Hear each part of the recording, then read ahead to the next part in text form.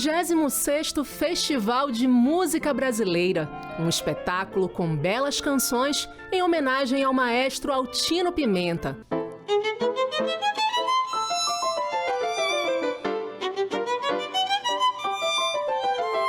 Convidado, maestro Edmundo Villani Cortes, de 8 a 12 de novembro, às 7h30 da noite, somente na sua casa, pelo YouTube e na TV Cultura. Apoio Cultura Rede de Comunicação. Realização Instituto Carlos Gomes. Fundação Carlos Gomes. Governo do Pará. Muito boa noite a todos. Este daqui é o 36º Festival de Música Brasileira da Fundação Carlos Gomes. É um festival que é promovido dentro do Instituto Estadual Carlos Gomes e que neste ano tem uma edição bem diferente, é a primeira edição online, né, que a gente transmite aqui os concertos. Tivemos neste ano 5 recitais de música brasileira, um deles com apresentação de músicas do maestro Altino Pimenta, que é o nosso compositor homenageado, e nós temos hoje a felicidade de conversar com o maestro Villani Cortes, que é o nosso músico convidado, o nosso compositor homenageado no concerto de encerramento do festival. E para nós é uma grande felicidade, uma grande honra ter a oportunidade de fazer este trabalho com o senhor, apresentar a sua obra, apresentar um pouquinho da sua vida e poder conversar com você para que você possa transmitir um pouco desse seu conhecimento, o seu pensamento a respeito da composição. Então, muito boa noite, maestro Villani. Muito boa noite. E para vocês, eu estou ainda meio em estado de choque, porque acabei de ouvir a apresentação que vocês fizeram das minhas obras.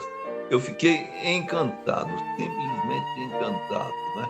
O nível que vocês têm aí é um nível maravilhoso e a gente fica muito orgulhoso e muito feliz de saber que aqui no Brasil existe muita gente fazendo muita coisa boa, com muita competência e com muito carinho pela nossa música, principalmente.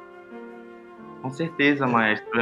É uma grande felicidade para nós ter essa oportunidade, né, de ter contato com a sua música, com a dos demais compositores, né? E a nossa missão como brasileiro é sempre prezar, né, o nosso tesouro, nossa cultura, nossa arte. Então a gente tem que sempre botar isso em cima do pedestal, né?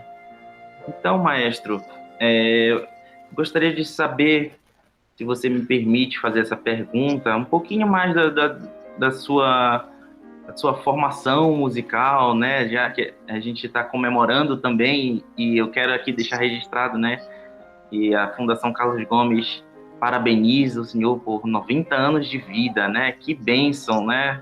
Poder chegar aos 90 anos e estar fazendo lives, né? Estar escrevendo músicas, é uma oportunidade para poucos. Perfeito. Então, falar da minha formação é interessante. Eu tenho a sensação que a minha formação musical foi feita ao contrário, né? Normalmente, eu percebo que as pessoas arrumam um professor de música e aprendem a solfejar, aprendem os nomes das notas, etc. E vão aos poucos desenvolvendo, aí eles começam a estudar um instrumento, mas quando começam a estudar um instrumento, eles já estão preparados com conhecimento de solfejo e teoria musical, essa coisa, eu suponho que seja assim. Comigo aconteceu o seguinte: quando eu era criança, eles me falavam que eu ficava na frente do rádio tocando pandeiro, essas coisas todas. E depois, mais tarde, quando eu tinha mais ou menos uns 8 anos de idade, eu ganhei de presente do meu pai um cavaquinho.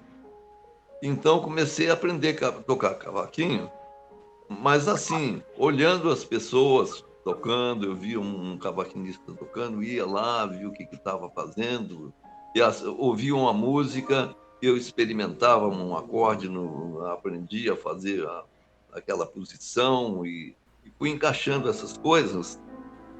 E acabou que eu participei de um conjunto musical no colégio, onde eu tocava cavaquinho, e eu tinha um irmão mais velho que eu, uns 4 anos, que tocava violão, que aprendeu violão. Então eu via o meu irmão tocando violão. Então, quando meu irmão viajou para a América do Norte, ele deixou o violão dele em casa. E como eu o via tocar e tudo, já tocava cavaquinho também, tudo, passei a tocar violão. E, e o violão ficou sendo o meu instrumento. Mas quando eu fui ficando mais velho, eu tinha meus 16, 17 anos, me deu vontade de estudar o piano, porque eu percebi, por exemplo, que as minhas unhas não são muito boas para tocar violão. Eu ficava com inveja daqueles violonistas que tinham aquela unha que era uma espécie de uma palheta, né?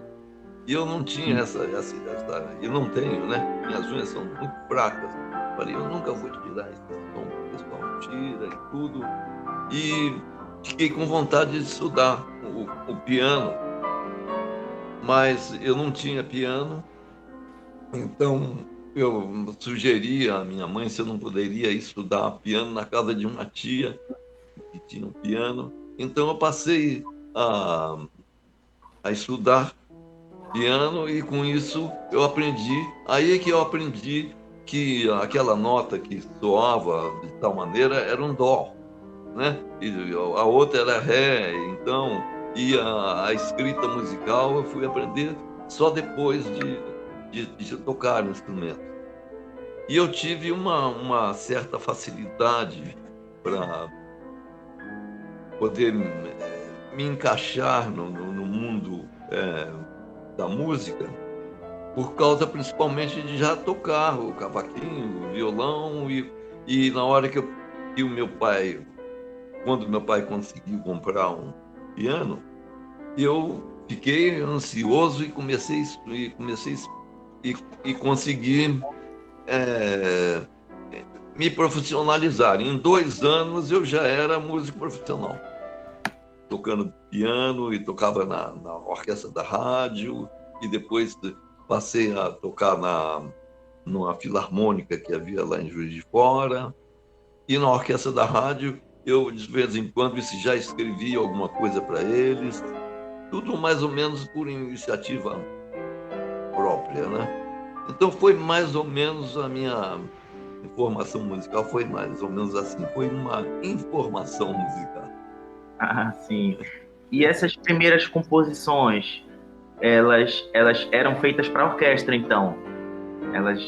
Ou elas eram feitas para outros instrumentos também? Como foi? Não, quando eu comecei a estudar piano, eu comecei a escrever umas músicas, né, para que me ajudassem no estudo de piano. E essas músicas passaram a ser os prelúdios que eu fiz, né? Hoje teve uma menina que tocou um dos prelúdios que eu fiz na época que estava começando a estudar. Eu posso tocar, de repente, que eu acho que foi o primeiro prelúdio, quando eu fiz no piano, das primeiras experimentações, né? Ele é bem curtinho, né? Dá para ouvir? Dá, sim.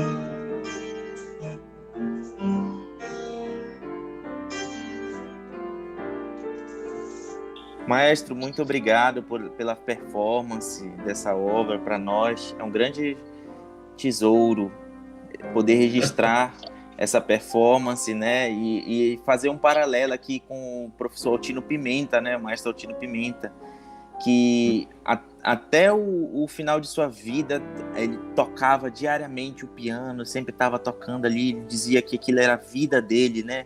Ele não podia ficar sem, e a gente consegue perceber isso em você, né, que está aí tocando o piano tão bem, né, pra gente, e muito obrigado por essa performance. Bem, você falou que essa sua formação, ela teve muito dessa dessa descoberta, né, autodidata, digamos, mas mais você por isso. Você teve contato com grandes músicos, com grandes compositores a partir de então, né? E um deles foi o maestro Guarnieri, né? Camargo Guarnieri. Você poderia falar um pouquinho mais sobre esses compositores com quem você teve contato? O meu estudo com o Camargo Guarnieri foi quando eu mudei para São Paulo. Me mudei para São Paulo em 1960, 61, 62. Então nós chegamos aqui e o Camargo Guarnieri era a referência musical da época de todo mundo, né? Estava no alto da carreira dele. Então a minha esposa falou assim: você podia estudar, procurar o Camargo Guarnieri, estudar com ele. Então eu consegui o telefone e fui me encontrar com ele, tive uma entrevista e logo no primeiro encontro, né, ele fez assim e falou: componha um ponteio. Então não foi exatamente isso, uma coisa mais ou menos assim, bem simples. Bom, então ele me encomendava um trabalho, ia para casa e ele pegava a peça e observava, fazia correções na peça, ao mesmo tempo que ele me pedia para fazer trabalhos de contraponto com aquele material que foi colhido de peças folclóricas pelo Mário de Andrade, porque Sim. O Camargo Guarnieri foi mais ou menos um discípulo do Mário de Andrade. O Mário de Andrade apadrinhou o Camargo Guarnieri em todas as coisas e tudo. Então, ele estava aqui no auge da música nacionalista. Então, ele me dava aquelas trechos, ideias foram colhidas pelo Mário de Andrade, né? Sim. Então eu fazia um trabalho em cima disso. Assim, eu compus uns 5 ponteios, compus um tema com variações sobre a Aeroplano Jaú, compus um coral baseado num motivo afro. E aí o que aconteceu? Eu estava numa fase tinha mudado recentemente para São Paulo e eu tinha que ganhar para sobreviver, né? Já tinha meus filhos, né? Eu tinha já duas filhas, o Ed não tinha nascido ainda, né? Duas filhas. Então eu fui convidado para fazer uma viagem para a Argentina com uma cantora que estava fazendo muito sucesso na época, não sei se você falar, Maísa Matarazzo, né? Sim. Era uma cantora, né? Grande cantora. Então eu fui fazer fiquei um mês na Argentina com ela, acompanhando o show dela, e quando eu voltei, a minha vida profissional ficou mais avantajada, né? Me convidaram para trabalhar na rádio, na televisão e fazer arranjos. Então, eu não pude prosseguir o meu estudo com Camargo Guarnieri. Mas, dentro dos limites, né? Eu tive a oportunidade dele me passar dicas, né? E ele sempre me tratou muito bem, a gente teve um contato muito amigo. Mas eu não pude prosseguir os meus estudos com ele. Agora, Sim. em relação ao Kjolreuter, que era também que aconteceu isso, eu falei de Camargo Guarnieri na década de 60. Na década de 70, eu já estava dando aula numa academia de música e os meus alunos falaram assim: olha, chegou aqui em São Paulo o Kjolreuter e ele está dando aulas e nós vamos fazer uma turma para estudar com ele e tudo. Eu então falei: bom, se vocês não se incomodarem, eu vou lá e entro na turma para estudar com o Kjolreuter também junto, né? Aproveitei e o Kjolreuter, a postura dele era bem diferente do Camargo, né? Ele chegado a essas coisas do atonalismo, do decafonismo, outras ideias, né? Outras criações. E eu, então, com ele, né? Também aprendi algumas coisas que estão dentro do saber dele, né? Dentro do know-how dele, né? E com ele, né? Eu estudei uns 6 meses, não chegou um ano, né? Mas eu cheguei a compor um tema com variações também,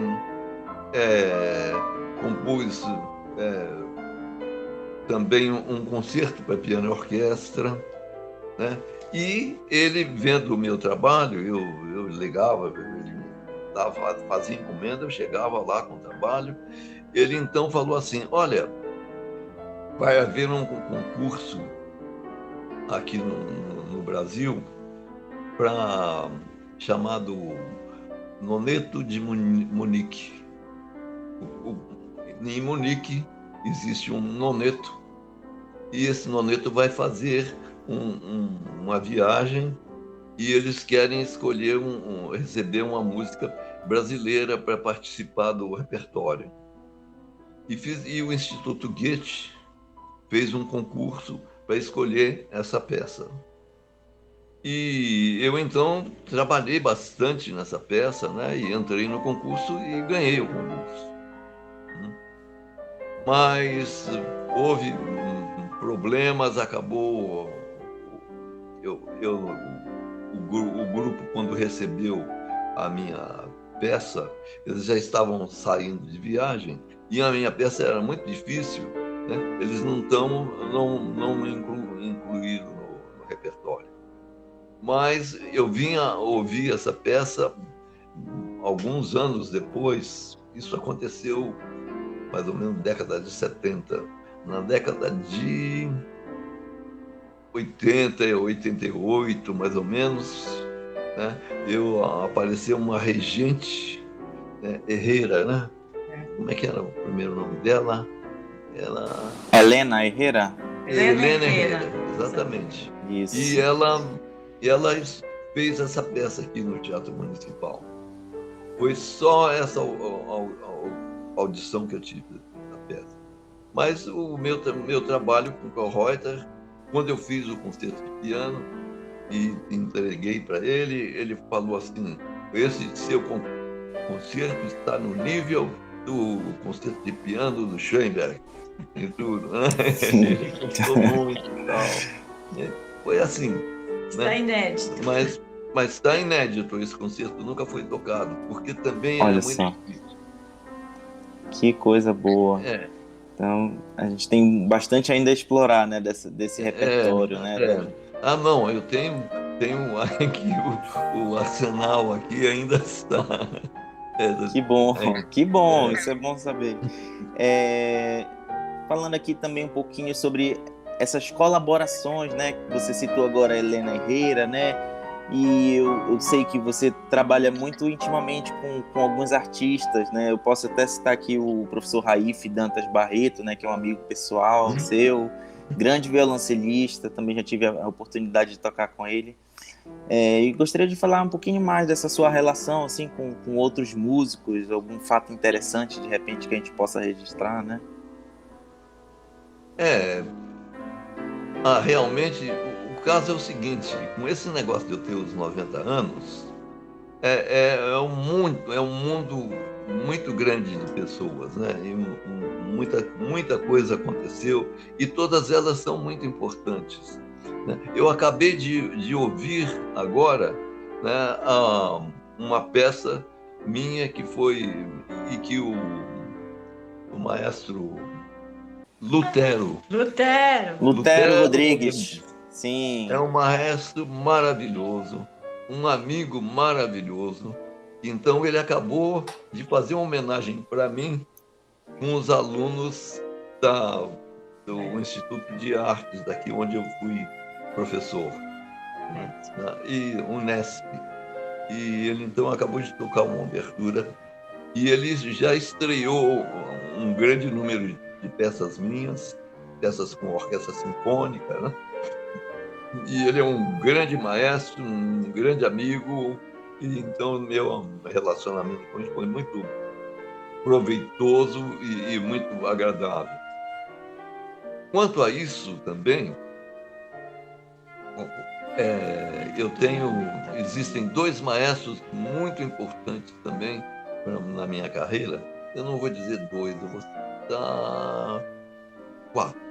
Eu vou citar a Mônica Giardini, é uma regente, que é muito amiga minha, e que fez uma tese de doutorado sobre a minha sinfonia, né? E ela é uma pessoa muito amiga e está sempre regendo minhas peças. Mônica Giardini, o Marcelo Jardim, que é também um regente dedicado à música às bandas sinfônicas.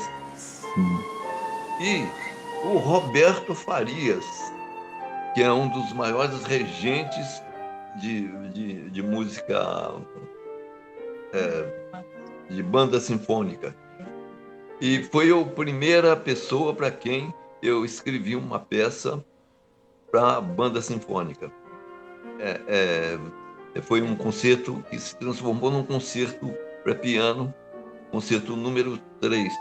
E eu escrevi eu estreiei esse concerto com ele regendo, e eu havia feito só o primeiro movimento. Eu estava dando aula em Tatuí, e ele estava lá também, então eu escrevi esse concerto, esse primeiro movimento. Na semana que eu estava lá, eu escrevi, o pessoal copiou e eu estreiei junto com o Roberto Farias. E após isso, né, havia também um regente oficial lá de Tatuí, né, que ficou muito meu amigo, é o Dario Sotelo. Ele então já estreou muitas peças minhas também. Ele, naquela época, a orquestra estava tinindo, estava maravilhosa, né? Foi uma experiência maravilhosa esse meu contato com o Dario Sotelo. Esse ano, ele havia programado cada mês uma peça que seria tocada com banda sinfônica. Porque eu sou considerado o compositor que mais peças para banda sinfônica já escreveu. O ano passado eu tive um encontro, eles me premiaram, homenagearam e tudo. Isso por causa desse contato com esse pessoal, né? Sim. E um grande número de outras pessoas também foram muito importantes também, né? Por exemplo, quando eu cheguei no Rio de Janeiro, começo da minha carreira, eu tinha meus 20 anos e tudo, fui lá para o Ponto dos Músicos, que não conhecia ninguém. Então encontrei havia um contrabaixista, que era naquela época o mais badalado de todos, né? O nome dele era Juvenal. E eu estava lá no Ponto dos Músicos, não conhecia ninguém, parado assim, né? E vocês imaginam, agora eu peso uns 64 quilos, né? Naquela época pesava 50 quilos. E eu sou miúdo de natureza, quer dizer, eu devia ser uma figura assim, estranha, né? Então, aí o Juvenal estava conversando com todo mundo, o Juvenal era a figura de referência de todo mundo. De repente ele olhou para mim, assim, e falou assim, quem é você? O que você está fazendo aí? Aí eu toco piano e tudo, cheguei aqui, lá de Juiz de Fora e tudo. Então, ele foi muito gentil comigo e me levou à casa dele e colocou uma música para eu tocar junto com ele. E eu, nessa época, já estava com pouco tempo mesmo, eu já tinha uma certa leitura no piano. O meu pai começou a colocar as músicas que ele tocava na flauta, aquelas famosas, aquele repertório do Patapó Silva, aquelas coisas todas, então, e algumas coisas mais clássicas. Então eu tinha uma certa leitura, uma certa esperteza já com o instrumento. Então o Juvenal colocou uma peça para contrabaixo para mim, eu acompanhei, eu me pedi para tocar algumas coisas, as músicas da época, eu praticamente conhecia o repertório todo, né? Porque ele já tinha tocado em orquestra de baile, essas coisas todas. Acaba que eu passei a fazer parte da orquestra Tamoio do maestro Cipó, que naquela época era considerado o melhor saxofonista da época, né? E o Cipó era muito atencioso comigo, a gente se dava muito bem. Então, deixa eu citar, tem muita gente, né? Muita gente assim. Aí, a minha vida é muito complicada porque eu fiquei em Juiz de Fora, Rio de Janeiro. Depois, Juiz de Fora, São Paulo. Depois voltei para Juiz de Fora de novo. Depois fui para São Paulo. Então, nessas andanças minhas, né, foram acontecendo muitas coisas. A minha primeira chegada em São Paulo também, o primeiro maestro com quem trabalhei foi o Osmar Milani. E interessante, né, que isso foi na década de 60, por aí. Quando aconteceu do Jô Soares iniciar aquele programa dele, não sei se vocês conhecem o Jô Soares. Sim. Programa de entrevistas e tal, né? O diretor musical de lá da SBT, que ainda era aquela do Silvio Santos, sim, era o Osmar Milani. Então, quando eles necessitaram formar um quarteto para acompanhar as pessoas entrevistadas no programa do Jô Soares, o pessoal de lá já me conhecia e o Osmar Milani me convidou para ser, então eu fui o primeiro pianista que tocou no programa do Jô Soares durante 2 anos. Saí porque eu estava dando aula na Unesp, e a Unesp é a universidade do Estado, né? E sim, eu não poderia ter carteira de trabalho em 2 lugares. Então eu fico naquele negócio. Ou eu fico no Jô Soares ou então fico na Unesp. Como eu já estava muito engrenado lá na Unesp, estava me preparando para fazer um estudo, um exame, né, para ficar estatutário. sim, Eu tive que optar para não pude prosseguir no programa do Jô Soares. Mas foi uma época muito boa, muito legal, né? Sim, com certeza. Muitas coisas aconteceram, né? Sim, na Unesp você teve a oportunidade de compor pro grupo Piap, né? Umas peças de percussão também. Também li aqui num site, falando um pouquinho sobre as obras, né? As suas obras, que você também estreou muitas delas com a sua esposa, né? Cantando, né? Exatamente. E é uma grande parceria também, né? Não, esse negócio é muito importante. Quando eu me formei lá no Rio de Janeiro, terminei o curso de piano, eu fui convidado para ser professor em Juiz de Fora, num conservatório. Sim. Eu, então, voltei para Juiz de Fora. E havia uma professora de canto que me convidou para ser o pianista acompanhador dos alunos, né? Então, eu fui no primeiro dia para conhecer os alunos dessa professora, né? E chego lá, havia vários alunos e tal, e tudo, e aparece uma mocinha linda. E ela cantou, eu acompanhei cantando Me Chiama no Mimi, aquela área da ópera do Puccini, que Puccini, é sim. Muito linda. Eu lá, aquela moça linda cantando Me Chiama no Mimi.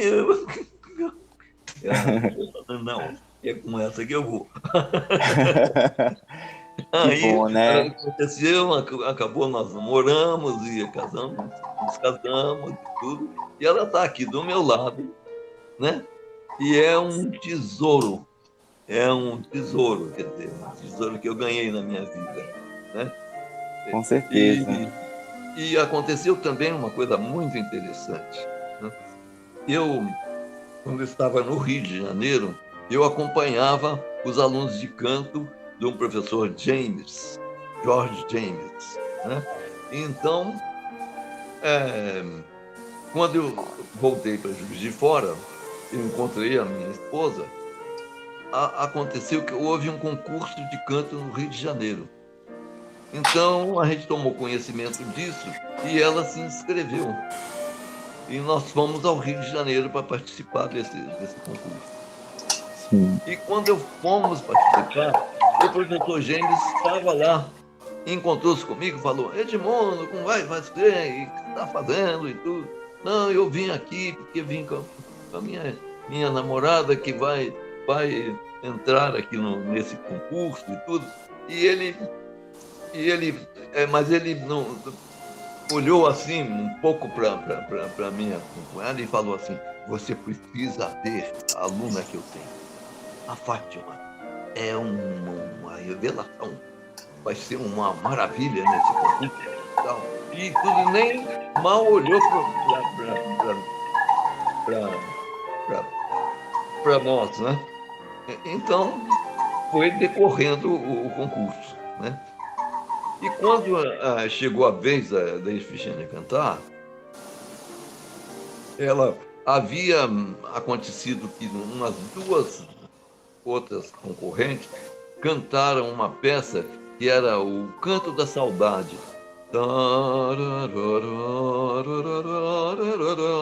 É uma melodia que tinha sido gravada pela Bibi Sayão, uma coisa assim, e estava muito em moda, mas era uma peça razoavelmente simples. Então, as duas pessoas que cantaram antes da Efigênia, as duas moças, não se saíram muito bem. Eram gente que conhecia aquelas músicas só e tal. Quando nós entramos no palco, eu com os meus 50 quilos de peso e 1,60 m de altura, né? E a minha esposa também, que é meio miúda também, vindo de Juiz de Fora e tudo, né? O pessoal fez até um murmúrio, né? Outra que vai cantar essa música e tal. Só que não deu outra. A Efigênia abre a boca e não é mole o negócio. Então, resultado, a Efigênia ganhou o concurso. Olha só. Quando nós entramos na saída com o professor James, ele olhou para minha cara, fechou a cara e foi embora. Bravo! Porque a aluna dele não conseguiu nada. Então, as coisas foram correndo assim. Quando nós mudamos para São Paulo, né? Moramos um certo tempo aqui, também houve um concurso para o coral do Teatro Municipal, né? E o pianista acompanhador era como é que era mesmo o nome? Era um pianista muito bom, muito amigo meu, né? Então, quando a Efigênia ensaiou com ele, né? Ele olhou e falou assim: ela já passou, já entrou. E não deu outra também, né? Então ele acabou ficando durante se aposentou como cantora do Coral Lírico de São Paulo. A primeira estreia dela foi a Pamina, na Flauta Mágica de Mozart. Olha só, que legal. E nessa orquestra que estava acompanhando, estava tocando contrabaixo a minha filha. Olha só. Estava tocando clarinete o meu filho. A minha filha é uma ótima contrabaixista, né? Recentemente eles entraram agora num festival e o grupo dela fez uma apresentação maravilhosa, né? O nome do grupo dela é Jasmine, quer dizer, jazz de Jasmine e de mulheres. Né? É só de mulheres o grupo. Mas que interessante. Muito bom. E ela já escreveu também, tem a minha doença também, né? Ela escreveu um arranjo para esse grupo que se chama 7-1. 7-1. Como o choro, né? Aquele jogo, não, porque existe o 2-3, aquele do... O jogo do Brasil. Guia, como é que é? Peixinguinha é 1-0, né? 1-0, sim. O dela é 7-1, né? Sim. Porque o Brasil perdeu de 7-1. E é um frevo, mas em 7. Olha só. De 7, né? É um frevo, assim, lascado e o compasso de 7. E é uma das peças que são chave no concerto, né? E o meu filho também, né? Meu filho também é músico também, compositor de trilhas de cinema. Uma coisa muito interessante. Não houve um rapaz que tocou a balada dos 15 minutos? Sim. Então, essa balada dos 15 minutos foi que o meu filho estava ali no primeiro andar aqui estudando e eu cheguei lá e ele falou: pois é, papai, eu vou entrar, ver se entro para Berkeley, não sei o que tem lá e tudo, e eles pedem uma balada e tal, e o que será que eu vou tocar e tudo. Eu então desci a escada quietinho, vim aqui para o piano e escrevi nos 15 minutos essa balada e dei para ele, e ele foi na Berkeley, fez o exame e foi classificado e tocou a balada dos 15 minutos. Essa balada de 15 minutos que o rapaz tocou no piano, ela foi feita para o meu filho.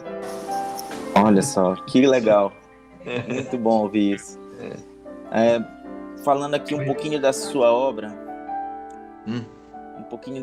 mestre, é notável, né, que existe uma grande influência do idioma vocal, né? Existe muito lirismo, né, nas suas composições. É muito fácil de cantar as suas obras, né? E você utiliza bastante, né, o sistema tonal de uma maneira bem brasileira, né, utilizando ritmos bem variados. Escreveu para uma infinidade de gêneros, de formações. Como você poderia classificar essa sua obra, né? Porque muita gente tenta classificar ela de algumas formas. Como você vê a sua obra?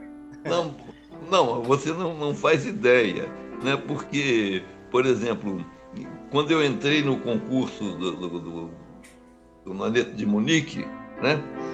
Eu escrevi uma peça que você olha a partitura, você dá assusta.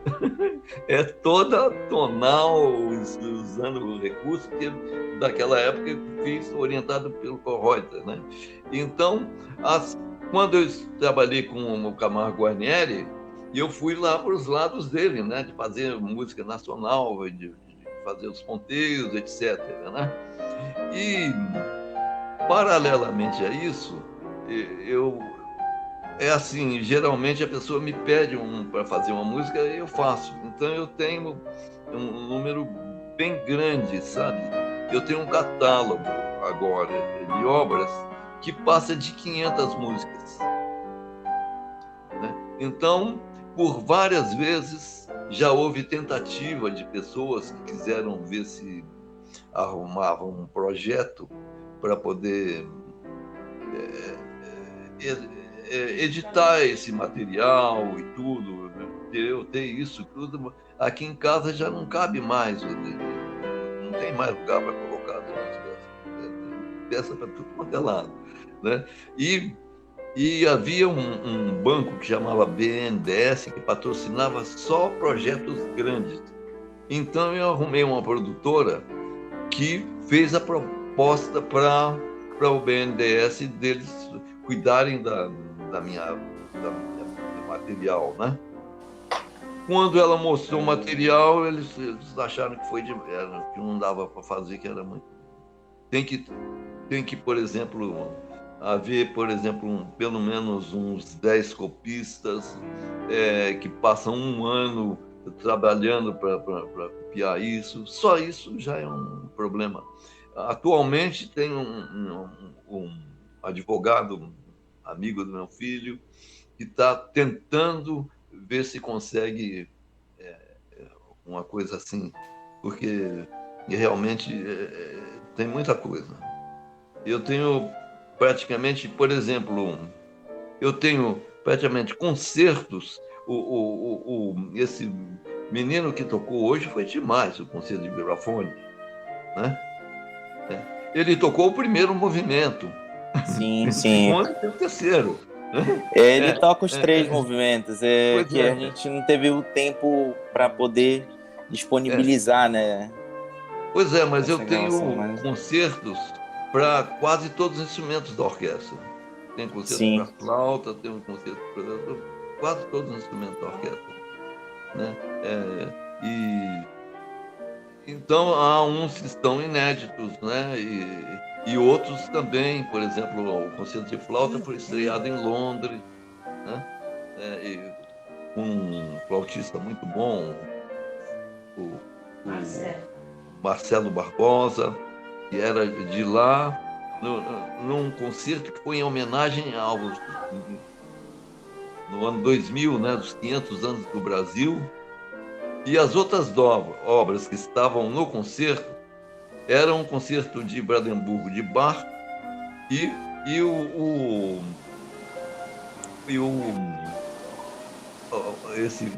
as Baquianas do Villa-Lobos número 2. E a minha peça, que estreou junto com ele. Você imagina, né? A vergonha que o Villa-Lobos e o Bach tiveram perto da minha peça. Nada, que isso. É impossível falar isso. Eu gostaria de lhe fazer uma pergunta.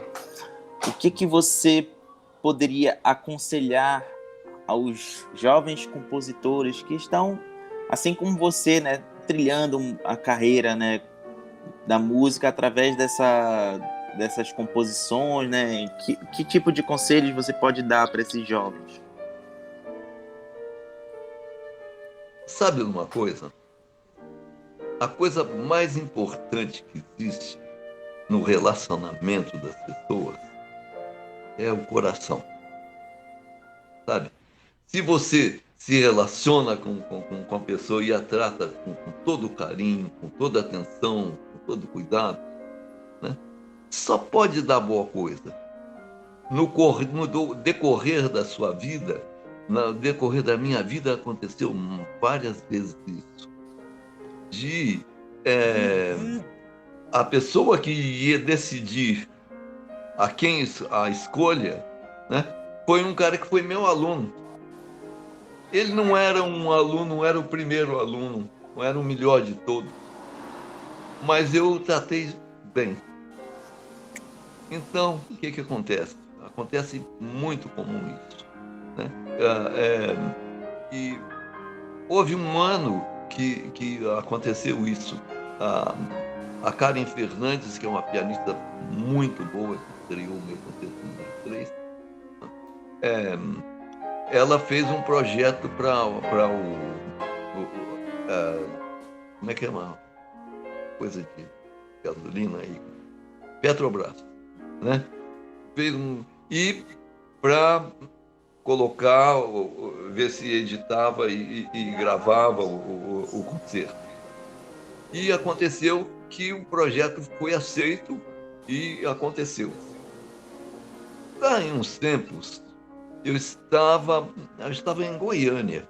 Me convidaram, uma aluna minha era a diretora do departamento de música, a Sônia Reis, né? Sônia Reis.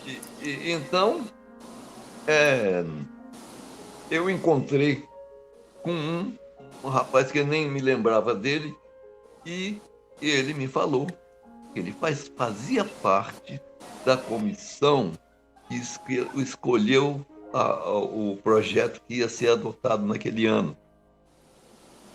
Esse aluno, né, esse rapaz tinha sido meu aluno. E sabe o que aconteceu com esse rapaz? Ele tinha abandonado para preferir a música. Então, quando eu tinha que decidir para se eu ficava no Jô ou ficava na Unesp, né? Eu me lembrei dele, e ele ficava nas aulas super atento comigo. Eu falei, puxa, eu vou abandonar esse rapaz aí. Então foi uma das coisas que me prendeu ficar no Instituto de Arte. E esse rapaz, passaram-se os anos, ele fazia parte da comissão que ia escolher de quem era. Se eu tivesse preferido ficar no Jô não aconteceria. Se eu tivesse tratado ele mal como aluno e tudo, ele não entenderia. Então, eu acho que o segredo está assim: tudo que você fizer, faça o melhor possível. Seja o que for, para quem for, dê o melhor que você tem. E dê também todo o carinho que você tiver. Esse carinho vai multiplicar dele para você e dele para outras pessoas. E se todo mundo agir assim no mundo, acabam as guerras. Por que tem essa guerra? É rivalidade, né? É um que é passar na frente do outro. E eu acho que se as pessoas todas se ajudassem, não haveria nada disso. Talvez Deus tivesse resolvido não castigar a humanidade com essa maldita... Como é que era?